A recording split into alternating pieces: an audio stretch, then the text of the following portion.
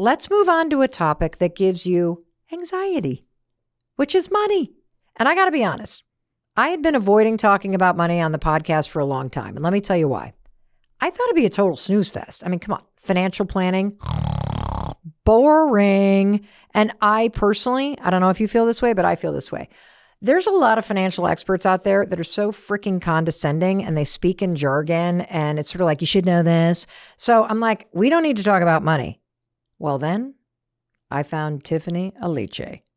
Cha-ching, baby. Holy smokes. She not only brought the money, she brought the energy and the fun. She is so fantastic. Oh, we could not stop talking about her. And she got you and me excited about making a budget. Who gets excited about making a budget? You and I did after hearing from Tiffany Aliche. Tiffany Aliche is the money expert. You loved her. She is also known as the Budgetista. She's a New York Times bestselling author. She has helped more than 2 million people just like you save, manage, and pay off massive debt. If there's anybody in your life who you think needs to get better with money, you better stop talking about them and share this episode with them. Let Tiffany set the record straight, because this is not your usual make a budget and stick to it advice. Tiffany's take on money will help you see your money in a completely different way so that you understand how to make more of it and save it with ease. Now, she's also been there. She's been there in terms of being underwater with loads of bills to pay and no job. She was the victim of a scam, like unbelievable story. And that's also why she comes to the table with so much compassion for you, because she knows just how overwhelming finances can be.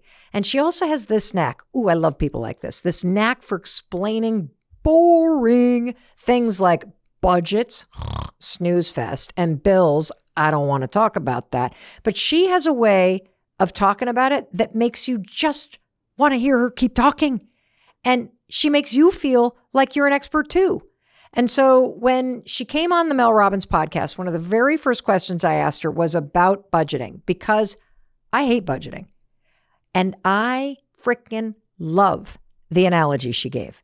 And by the way, this was one of your all-time favorite clips too. You just kept coming back to this over and over and over again, especially on YouTube. So listen to what Tiffany Aliche has to say about the topic of budgeting.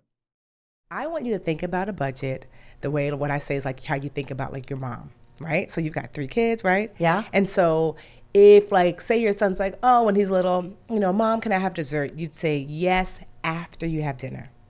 Or if your daughter says, Mom, can I go outside to play? Yes, when you do your homework. Or, Mom, can we go on vacation? Yes, if we lower this, the light bill. So your budget is like your mom. She's there to say yes, when, if, after.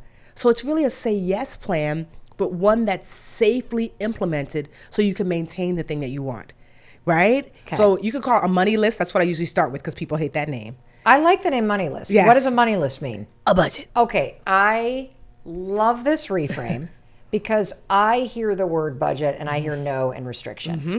And you're saying no. That the budget is how you say yes to what's important to you. It's not there actually to tell me no. It's there to find the yes in the safest way possible. So for somebody hearing you say that and they're like, but I've never made a budget or I've never stuck to one. I don't know what my budget should be. Like, where do you begin? Step 1 is to write everything down, just the words of what do I spend money on? Don't think about the month, just in general. So it's like, oh, the kids, oh, credit card, oh, grooming, going out. Like, I want you to just write the words. Don't think about the money, just words. Okay. So that's first part. Step 1. Yes. Then step 2 is now you say, these words on my money list, how much am I spending approximately monthly? Some stuff you'll know, like your mortgage or your rent. Some stuff you might not be sure.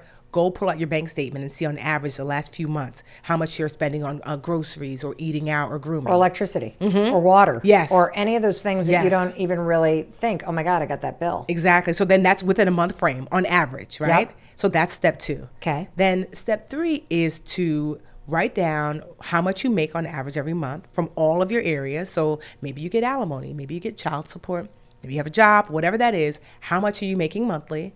Then you add up, step 4, you add up how much you're spending monthly and subtract it from how much you're making monthly. I call that the tears and tissue step. Because usually people get there and they're like, can I have a tissue? And should you do this with a friend? Yes. Should we call Linda? Yes. Get yourself a Linda. Like, so literally, when I used to do one-on-ones, we would do all of that and people would be like, okay. And then I would literally just grab a box of tissues and just put it here because I'm like, it's about the waterworks. Because, they added up. I remember it was a nurse. Oh, I'll never forget. I'll call her B. And I came to her house and it was beautiful condo. And so we did that step and she started crying. And then I started crying because I'm a baby. And she was just like, I didn't realize how much over I was spending. And she said, as a matter of fact, I can't even afford the air conditioning that's on. Can I turn it off?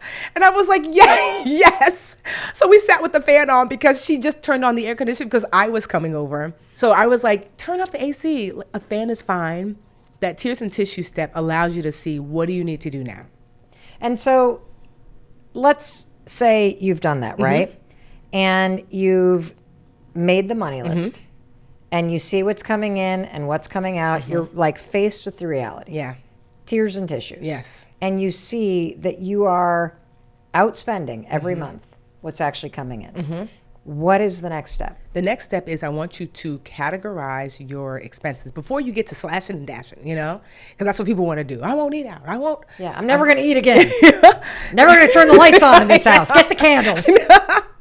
So I'm like, categorize your expenses into 3 categories. 1, I want you to write a B next to all the bills on your list. So bills are, if you don't pay it, someone's going to come knocking on your door and say, where's my money, right? Yep. So put a B next to all those things. And give me an example. I know that sounds like a basic question, but is your mortgage a bill? Yes, mortgage is a bill. Rent, car note, your Student credit loans. card, student loans. So if you don't pay, you're likely to be sued. Think about that. Gotcha. Like when you were like standing at Walmart or Sephora and you're like, yeah, I'd like 10% off this. And then you're like, oh, wait, that's a credit card. Yes. That's a bill. Got So it. Okay. a B next to all your bills. Okay. And then, and those are really like fixed expenses. So that way you understand, right? And then I want you to put a U in front of any B that fluctuates based upon your usage. Oh, I love that. So I call these like the U stands for usage or utility. So your student loan does not have a U. Your mortgage or rent does not have Nope. a U. But the water, Electricity. So your usage. Yes, the data on your phone. Yes. And so it's important to separate those two because you'll see that I want you to understand the level of control you have on these expenses. And whatever is not a B or UB, everything else is a C. C stands for cash or choice, meaning that you have full choice of how you spend here. So grooming might be left over, groceries might be left over. How much eating out with friends? Yes. And so entertainment. Yep. And so now, before you get to slashing, I want you to ask yourself, where's most of your money going? For many people, most of their money might be going to the B's and UBs. But for some people, it's actually all the C's. Yes. So then we have to identify, do you have a don't make enough issue or spend too much issue? And so if most of your money is going to the B's and UBs, you might not make enough. So it's not about slashing because these are your bills, you know? But if most of your money is going to your C's, your choices and your cash expenses, then you probably have a spend too much issue. So now we need to slash. Yes. Because it's entertainment and grocery and all those things where your money is going. Because what I find is that frugal people want to get more frugal when things are tight. I'm like, that's not the answer. Right. That instead, I want you to put your energy toward learning how to earn more if all of your money's going to your bills. Because we're cutting the mortgage. What are we cutting? That's true. One of the things that I worry about, and I'd be curious to hear your perspective, I worry a lot about the fact that in today's world, particularly for people who are in their 20s and 30s, that social media has become like shopping with a click. Yeah. And you and I had to leave our house to go spend money back in the day. Yeah. And when I think about TikTok or Instagram, every other freaking suggested thing has a shop now button. And stuff gets sent to your house. And have you seen a big increase, because you've been doing this for a while, in people in the spending category, that spending has gotten so easy because of Yeah. social media. It's always in your face. You always see what you're missing out on. There's an influencer that has the product for free who's like, this changed my life. And click, click, click. It's 11:30 at night. Yeah. So do you see a spike in this, or is Absolutely. Overconsumption is the new way. We all have so much that we don't need. I mean, even sometimes I'm like, Tiffany, you do not need like another, like you don't even vacuum. And I'm like, but that one is so cool, you know? And I'm like there's this influencer who I follow who I love her because it's so aesthetically pleasing. Yes. But you know the ones that were like everything in the kitchen is aesthetically Yes, pleasing. this is these Amazon Yes. shops. Like, So yes. I can click through to my Amazon Yes. thing. So it's I like got a myself for contain- free, but I'm going to make money on you buying A it. container for the container. Yes. It's like, well, who wants to eat cereal out of a cereal box? We want to eat it out of an aesthetically pleasing glass container. Yes. Like, do I need an aesthetically pleasing? You don't. Yes. You know, so it is really hard. Guilty. I do want to eat cereal out of an aesthetically pleasing glass container. Thank you, Tiffany, for calling me out. And don't you just love how she can make you laugh at yourself and also learn about the right thing to do with money at the exact same time? It's sort of like she's saying, you're smarter than that. And you're like, yeah, you're right. I am. She is the real deal when it comes to getting your finances together and empowering yourself in this important area of your life. And her episode is absolutely the one you need to listen to next if you haven't heard the whole thing, because budgeting is just the beginning. She was equally fantastic on all the other topics that she taught us about in that episode. She shares the 5 rules of money to help you build credit, pay off debt, increase your income, and have more money in the bank. But even more than that, her episode is so deeply insightful and meaningful. It's going to surprise you. It will move you. And it will help you live a richer life. And make sure you listen all the way until the end, because there is a very surprising twist. When I'm out and about, and I have the absolute honor of bumping into you, after we go, oh my God, and I started to notice that you all like the same episodes. And so today, you are going to get, but I feel like I need a drum roll.